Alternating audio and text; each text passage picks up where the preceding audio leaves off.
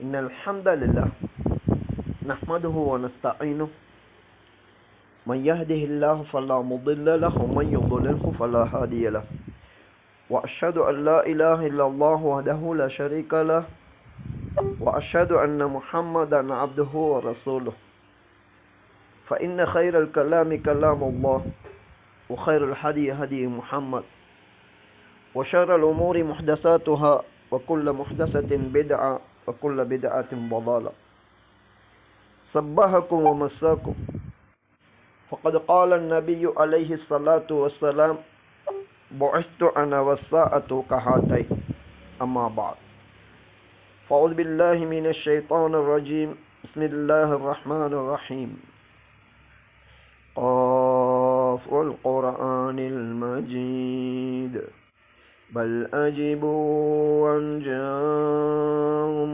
منذر منهم فقال الكافرون هذا شيء عجيب نحن أعلم بما يقولون وما أنت عليهم بجبار فذكر بالقرآن من يخاف وعيد அல்லாஹ்வை புகழ்ந்து அவன் தூதர் முஹம்மது அலைஹி ஸலாத்து வஸ்ஸலாம் அவர்கள் மீதும் அவர்கள் கொண்டு வந்த சத்தியத்தை உல தூய்மையோடு பின்பற்றி மரணித்து விட்ட முஸ்லிம்கள்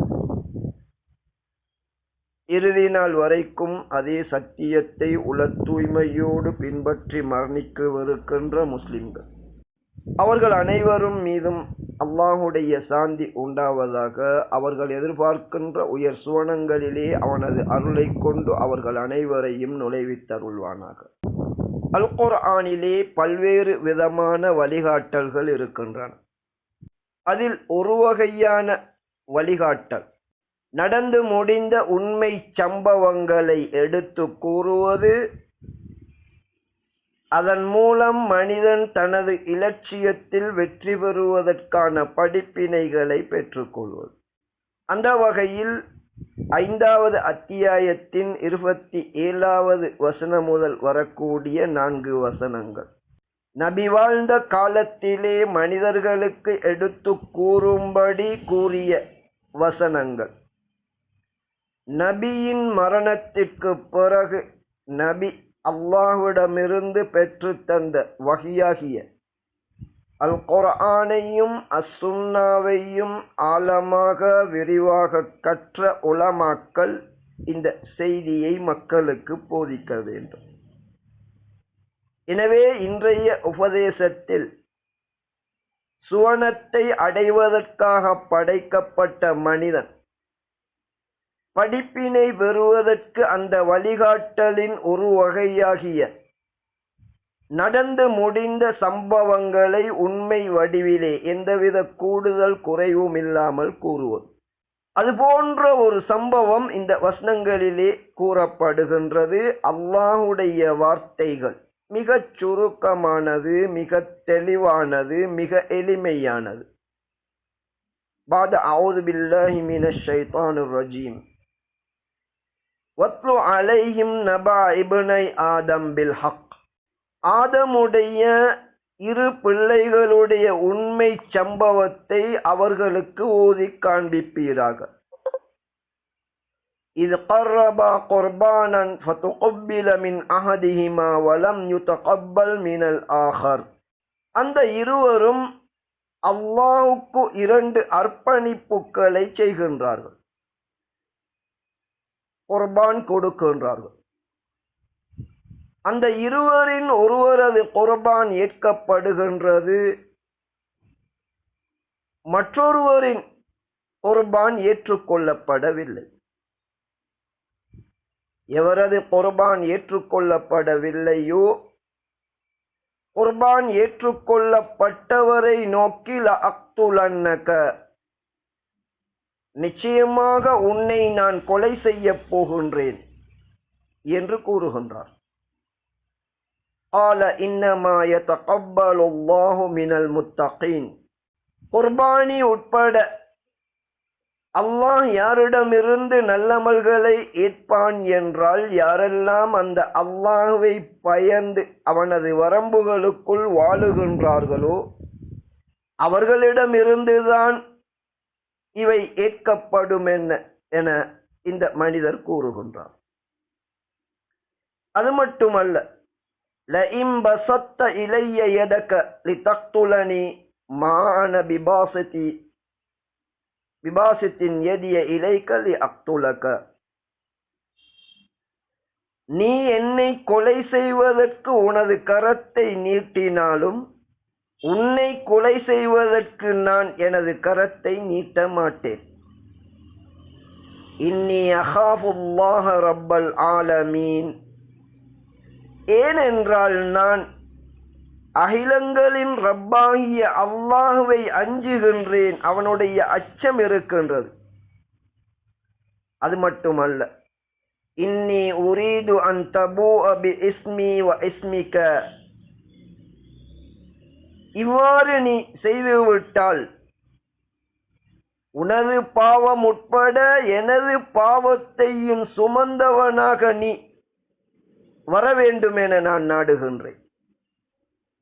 அப்படி வந்தால் ஃபதகூன மின் அஸ்ஹாபின் நார், நீ நரகவாதியாக இருப்பாய். வஸாலிக ஜஸாஉல் ஸாலிமீன், அதுதான் அநியாயக்காரர்களுக்குரிய கூலியாகும். ஃபதவ்வஅத் லஹு நஃப்ஸுஹு கத்ல அஹீஹி. இவ்வளவு எடுத்து கூறியும் தன்னுடைய சகோதரனாகிய அந்த யாருடைய குர்பான் ஏற்கப்படவில்லையோ அவருக்கு தன்னுடைய முஸ்லிம் சகோதரனை பொறாமையின் காரணமாக இவ்வளவு உபதேசிக்கின்ற அல்லாஹ்வை அஞ்சி நடக்கின்ற அந்த சகோதரனை கொலை செய்யும்படி இந்த மனிதரது உள்ளம் தூண்டுகின்றது. ஃபகதலஹு, எனவே அவர் தனது சகோதரனை கொலை செய்து விடுகின்றார். ஃபஅஸ்பஹ மினல் காசிரீன், எனவே கொலை செய்த அந்த மனிதர் நஷ்டவாளிகளினின்றும் மாறிவிடுகின்றார். இப்போது இந்த 4 வசனங்கள் மனித இனத்தின் முதல் மனிதருடைய 2 பிள்ளைகளுக்கிடையிலே நடந்த உண்மை சம்பவத்தை எடுத்து கூறுகின்றது. ஒட்டுமொத்த அல் குர்ஆனுக்கும் நூற்றுக்கணக்கான விரிவுரைகள் காணப்படுகின்றன. வஹீயிலிருந்து ஆதாரமில்லாத பல்வேறு விடயங்கள் இவற்றிற்கு மத்தியில் இருக்கின்றன.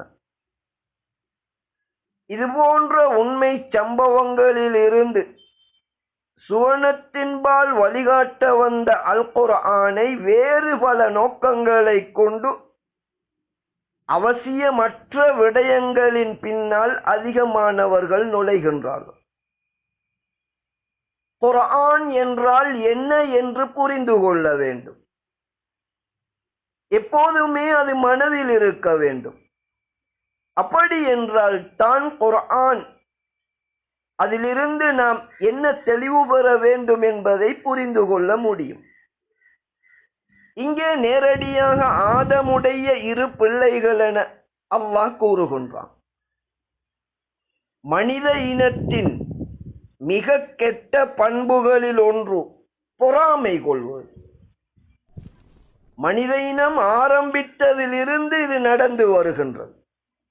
எந்த ஆதாரமும் இல்லாமல் பின்னால் பல நீண்ட காலங்களுக்கு பிறகு நடந்த சம்பவம் என ஒரு சிலர் எழுதி வைத்திருக்கின்றார்கள். எந்த ஆதாரமும் கிடையாது. அதே நேரத்தில் இந்த ஓதிக்காட்டிய வசனங்களுக்கு பின்னால் வரக்கூடிய மரணித்த சகோதரரை எப்படி அடக்குவதென்றே தெரியாமல் இருந்தார் என்று அந்த வசனம் கூறுகின்றது. மனித இனம் ஆரம்பித்து எவ்வளவோ காலம் வரைக்கும் மனிதனை அடக்க தெரியாமல் இருந்தார்களா? இது போன்ற கேள்விகள் எழுகின்றன. எனவே குர்ஆனின் உண்மை சம்பவங்கள், சுவனத்தின்பால் வழிகாட்ட வந்த இந்த குர்ஆனிலே அதிலிருந்து என்ன படிப்பினை பெற வேண்டும் என்று நாம் சிந்திக்க வேண்டும். அவசியமற்ற விடயங்களின் பின்னால் செல்லக்கூடாது.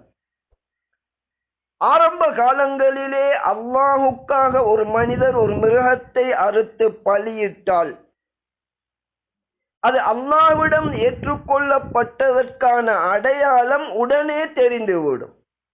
ஹதீஸ்களிலே விளக்கங்கள் இருக்கின்றன.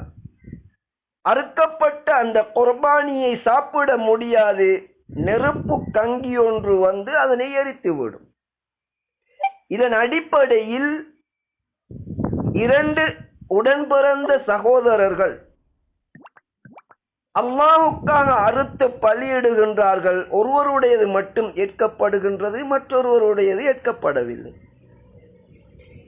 அதற்குரிய காரணத்தை அந்த நல்ல மனிதருடைய நாவினால் அல்லாஹ் குர்ஆனிலே தெளிவுபடுத்துகின்றான்.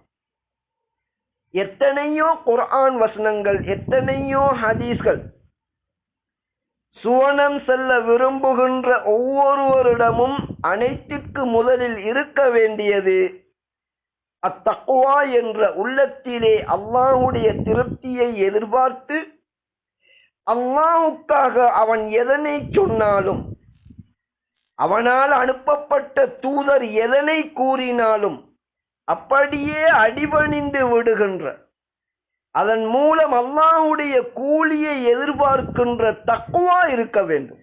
அது இல்லாமல் எதனை செய்தும் பிரயோசனம் கிடையாது.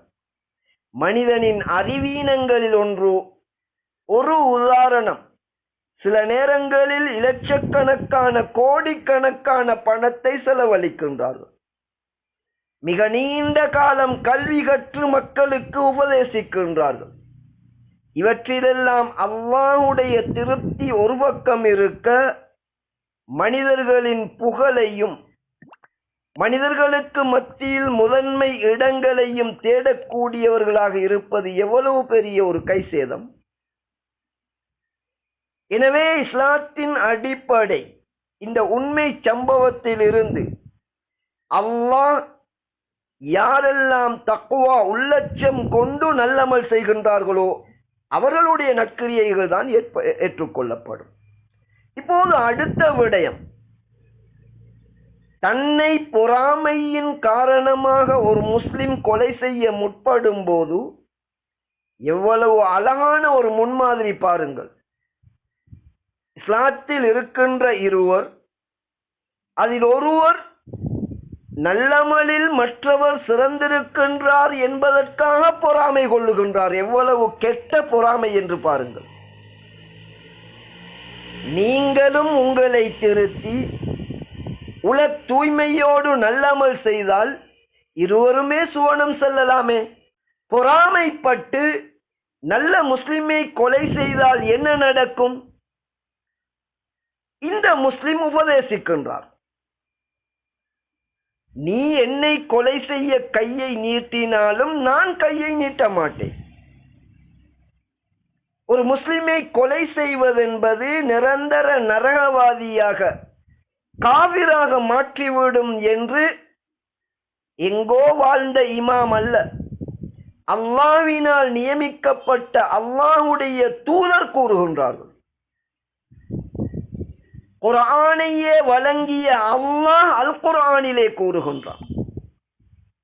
எனவே இந்த முஸ்லிம் தவறு செய்ய முற்படுகின்ற மற்ற முஸ்லிமுக்கு உபதேசிக்கின்றார்கள், அல்லாஹ்வை நினைவூட்டுகின்றார்கள். நீ செய்கின்ற செயல் உன்னுடைய பாவம் மட்டுமல்ல, எனது பாவங்கள் கூட உன்னை சில வேளை வந்தடையும். உண்மையான பாவிகள் அவர்களுக்குரிய தண்டனை நரகம் என்று அல்லாஹ் கூறுகின்றான். இவ்வளவு உபதேசித்தும் இப்படி குஃப்ரான வேலையை செய்கின்ற ஒரு மனிதன், அவன் செல்ல வேண்டிய இடம் நரகமாகவே இருக்கும். இவ்வளவு சொன்னதன் பிறகும் அதனை செய்கின்ற நீ நரகவாதியாகவே இருப்பதை நான் நாடுகின்றேன் என்று அந்த மனிதர் கூறுகின்றான்.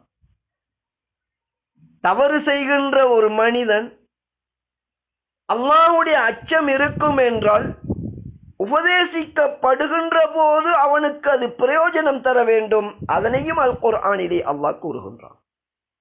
உபதேசம் செய்ததன் பிறகு கூட வேண்டுமென்றே தெரிந்து கொண்டே ஒரு மனிதன் ஒரு முஸ்லிமை கொலை செய்கின்றான் என்றால் இது குஃப்ரை ஏற்படுத்தக்கூடிய செயல். இஸ்லாத்தை ஏற்றதன் பிறகு குஃப்ரை செய்து ஒரு மனிதன் தீனிலிருந்து வெளியேறிவிட்டால் அவன் நரகவாதி என்பது குர்ஆன் ஹதீஸிலே தெளிவாக கூறப்பட்டுள்ளது. எனவே இந்த முஸ்லிம் தன்னுடைய சக முஸ்லிமுக்கு தேவையான அத்தனை உபதேசங்களையும் செய்கின்றார். நீ தவறு செய்தாலும் குஃப்ரான காரியத்தை நான் செய்ய மாட்டேன் என உறுதியாக இருக்கின்றார். இதுதான் நாம் படிப்பினை பெற வேண்டிய விடயம். ஆனால் ஷைத்தானின் வலையிலே மாட்டிய அந்த மற்றொரு மனிதர், அவருடைய உள்ளம் இந்த குஃப்ரான செயலை செய்ய தூண்டுகின்றது. எனவே அவர் சகோதரனை கொலை செய்து விடுகின்றார். அதன் பிறகு தௌபா செய்யாமல் அவர் மரணித்தால் அவர் நிரந்தர நரகவாதியாக இருப்பார். எனவே ஒரு முஸ்லிமை வேண்டுமென்றே தெரிந்து கொண்டே கொலை செய்வது ஒருவனின் ஈமானை பறித்துவிடும். இந்த உலகிலே நாம் அனுப்பப்பட்ட நோக்கம் ஈமானுடன் வாழ்ந்து சுவனத்தை அடைவது. எனவே எத்தனையோ பெரிய அழகான உண்மைகள் சுருக்கமாக 4 வசனத்தில் அல்லாஹ் கூறியிருக்கின்றான். ஈமான் கொள்வது எப்படி கட்டாயமோ மரணிக்கும் வரைக்கும் ஈமானையும், அதே போன்று நாம் செய்கின்ற மிகச்சிறிய அமலாக இருந்தாலும் அல்லாஹ்வுடைய திருப்தியை நோக்கமாக கொண்டு செய்தால் மட்டும்தான் அல்லாஹ் எங்களது நல்லமல்களை ஏற்று அவனது அருளினால் நிரந்தர இன்பமாகிய அந்த சுவனங்களிலே எங்களை நுழைவிப்பான். ஒவ்வொரு மனிதனுக்கும் தேவையான இந்த உபதேசத்தை மக்களுக்கு எடுத்து கூறுமாறு அல் குர்ஆனிலே அல்லாஹ் கூறியிருக்கின்றான்.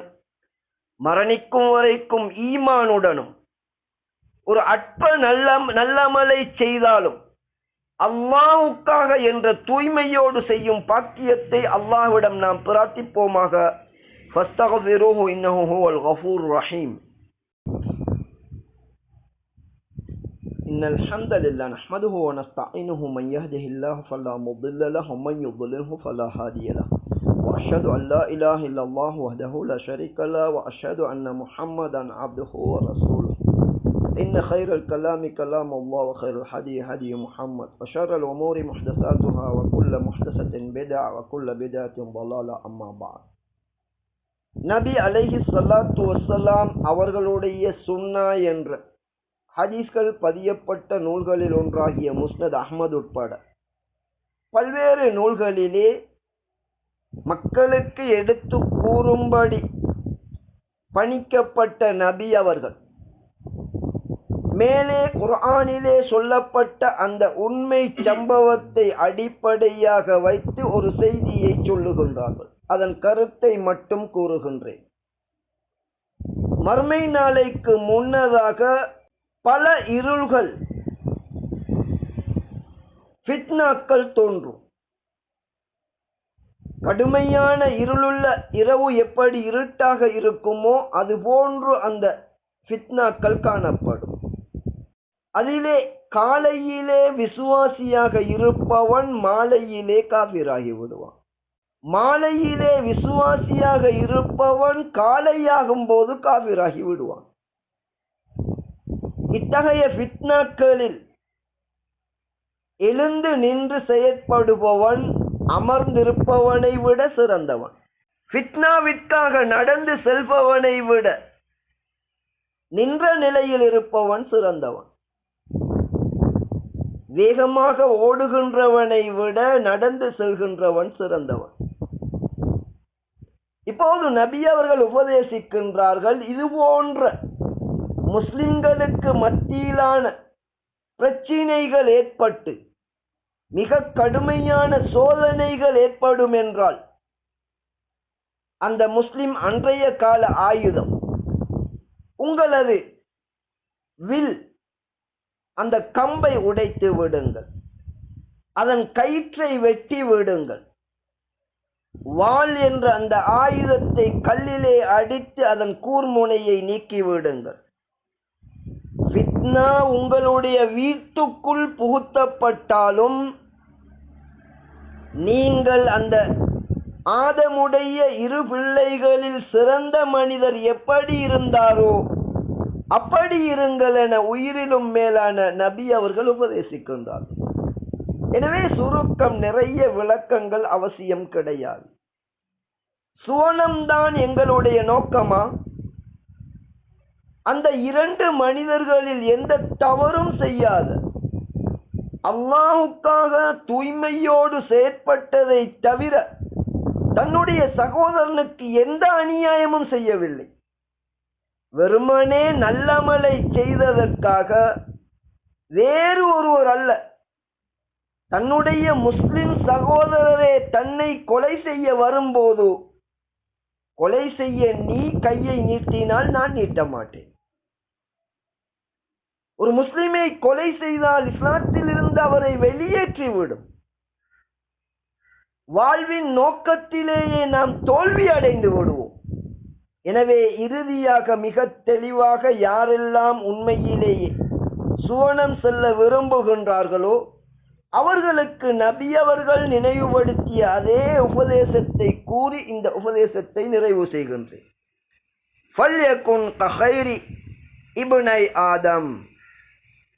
எனவே உங்களுடைய வீட்டிற்குள் இவ்வாறான ஃபித்னாக்கள் புகுத்தப்பட்டாலும், காலையிலே முஸ்லிமாக இருக்கின்றவன் மாலையிலே காபிராகி விடுகின்றான், மாலையிலே முஸ்லிமாக இருந்தவன் காலையாவதற்குள் காபிராகி விடுகின்றான். இந்த அளவு மனிதர்கள் சோதிக்கப்படுவார்கள். ஒருவர் மற்றவரை கொலை செய்கின்ற கலாச்சாரம் பரவும். உண்மையிலேயே அல்லாஹுடைய திருப்தியை நாடுகின்றவர்கள் முதலிலே கொலை எப்போது எப்படி நடந்ததோ அந்த இருவரில் நல்ல மனிதர், சக மனிதன் தன்னை கொலை செய்ய வந்தாலும் நான் திருப்பி உன்னை கொலை செய்ய முயற்சிக்க மாட்டேன் என கூறுகின்றார். நான் உல தூய்மையோடு அந்த குர்பானை கொடுத்ததை அவர் சுட்டிக்காட்டுகின்றார். தவறு செய்ய முனைகின்ற சகோதரருக்கு அல்லாஹ்வை அச்சமூட்டி எச்சரிக்கின்றார். எதுவுமே பிரயோஜனம் தராமல் தான் கொலை செய்யப்படுகின்ற போது கூட இஸ்லாமிய வரம்பை மீறாமல் அல்லாஹ்வுடைய திருப்திக்காக வாழ்ந்து இந்த உலகை விட்டும் பிரிகின்றார். இதே போன்று நீங்கள் இருந்து கொள்ளுங்கள் என நபி அவர்கள் உபதேசித்தார்கள். எனவே சுவனத்தை தேடும் நாங்கள் வாழ்வின் மிகப்பெரிய வெற்றியும் வாழ்வின் இலட்சியமும் ஆகிய அல்லாஹ்வுடைய அச்சத்தோடு எம்மோடு இருக்கின்ற சக முஸ்லிம்கள் தான் தவறு செய்தால் கூட அழகிய முறையிலே அவர்களை திருத்தி அல்லாஹ்வை நினைவுபடுத்தி நல்ல அமல்களின்பால் அவர்களை தூண்ட வேண்டும். அவர்கள் நேர்வழியின்படி நடக்கின்றார்களோ இல்லையோ எல்லா நேரங்களிலும் அல்லாஹ்வுடைய வரம்புகளுக்குள் நாங்கள் உறுதியாக இருக்க வேண்டும். அல்லாஹ்வின் திருப்திக்காக மட்டுமே ஒவ்வொரு நல்லமலையும் செய்ய வேண்டும். இவ்வாறு அல்லாஹ்வை அஞ்சுகின்ற, அல்லாஹ்வுடைய திருப்திக்காக எதனையும் செய்ய தயாரான சிறந்த முஸ்லிம்களாக மரணிக்கும் பாக்கியத்தை அல்லாஹ் எம் அனைவருக்கும் தந்தருள்வானாக. அகூலு ஹாதா வ அஸ்தக்ஃபிருல்லாஹ லி வ லிசாயிரில் முஸ்லிமீன வல் முஸ்லிமாத்.